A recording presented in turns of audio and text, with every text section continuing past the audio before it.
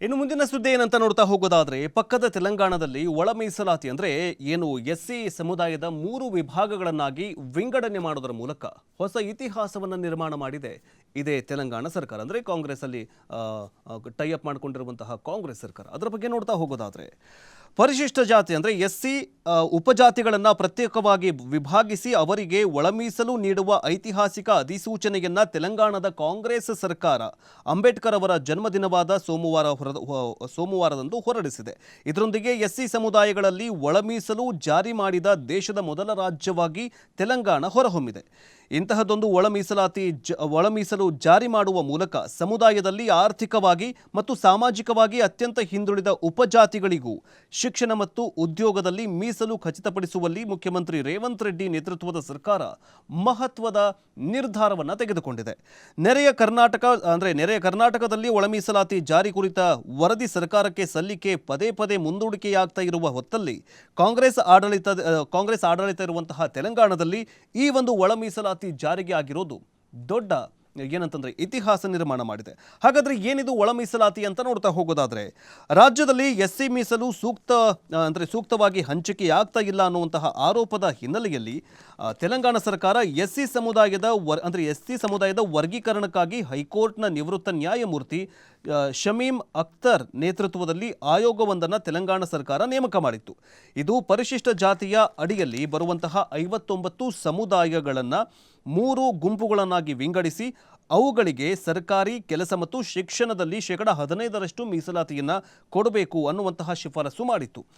ಇನ್ನು ಒಳ ಮೀಸಲಾತಿ ಯಾಕೆ ಕೊಟ್ಟಿದೆ ಅಂತ ನೋಡ್ತಾ ಹೋಗೋದಾದ್ರೆ ಎಸ್ಸಿ ಸಮುದಾಯದಲ್ಲಿನ ಆರ್ಥಿಕವಾಗಿ ಮತ್ತು ಸಾಮಾಜಿಕವಾಗಿ ಹಿಂದುಳಿದವರಿಗೆ ಶೈಕ್ಷಣಿಕ ಮತ್ತು ಉದ್ಯೋಗದಲ್ಲಿ ಮೀಸಲಾತಿನ ಲಾಭ ಸಿಗ್ತಾ ಇಲ್ಲ.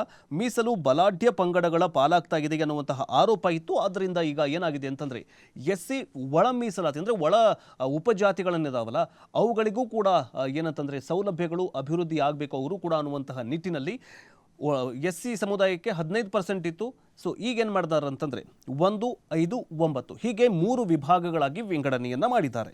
ಹಾಗಾದರೆ ಮೀಸಲು ಹೇಗೆ ಕೊಡತ್ತೆ ತೆಲಂಗಾಣ ಸರ್ಕಾರ ಅಂತ ನೋಡ್ತಾ ಹೋಗೋದಾದರೆ ರಾಜ್ಯದಲ್ಲಿನ ಎಸ್ಸಿ ಸಮುದಾಯಕ್ಕೆ 15% ಮೀಸಲಾತಿ ಇದೆ. ಅದರಲ್ಲಿನ 59 ಉಪಜಾತಿಗಳನ್ನು 3 ವಿಭಾಗಗಳಾಗಿ ವಿಂಗಡಿಸಿ ಅವರಿಗೆ ಕ್ರಮವಾಗಿ 1%, 9% ಮತ್ತು 5% ಒಳ ಮೀಸಲಾತಿಯನ್ನು ನೀಡುವುದಾಗಿ ಹೇಳಿಕೆಯನ್ನು ಕೊಟ್ಟಿದೆ. ಅಂದರೆ ನೀಡಲಾಗತ್ತೆ ಅಂತುವಂಥ ಒಂದು ಪ್ಲಾನನ್ನು ಮಾಡಿಕೊಂಡಿದೆ. ಈ ಮೂಲಕ ಅತಿ ಹಿಂದುಳಿದ ಉಪಜಾತಿಗಳಿಗೂ ಕನಿಷ್ಠ ಮೀಸಲಾತಿಯ ಲಾಭ ಖಚಿತವಾಗ್ತಾ ಇದೆ. ಇದೊಂದು ಪ್ಲಾನ್. ಅಂದರೆ 15% ಈಗಾಗಲೇ ಮೀಸಲಾತಿ ಕೊಡ್ತಾ ಇದ್ದಾರೆ.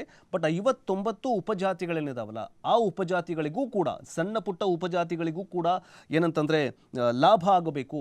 ಶಿಕ್ಷಣದ ಕ್ಷೇತ್ರದಲ್ಲಾಗಿರಬಹುದು, ಉದ್ಯೋಗ ಕ್ಷೇತ್ರದಲ್ಲಾಗಿರಬಹುದು, ಅವರೆಲ್ಲರಿಗೂ ಕೂಡ ಲಾಭ ಆಗಬೇಕು ಅನ್ನುವಂತಹ ನಿಟ್ಟಿನಲ್ಲಿ ತೆಲಂಗಾಣ ಸರ್ಕಾರ ಐತಿಹಾಸಿಕ ನಿರ್ಧಾರವನ್ನು ತೆಗೆದುಕೊಂಡಿದೆ.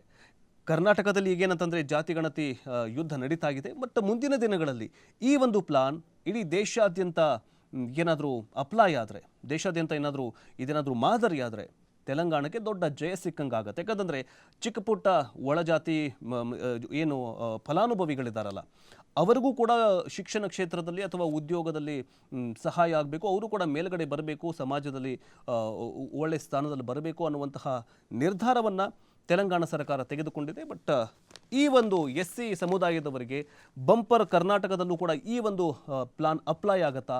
ಎಸ್ಸಿ ಸಮುದಾಯದ ಒಳ ಜಾತಿಗಳಿಗೂ ಕೂಡ ಏನು ಮೀಸಲಾತಿ ಕೊಡ್ತಾರಾ? ಕಾದು ನೋಡಬೇಕಾಗಿದೆ.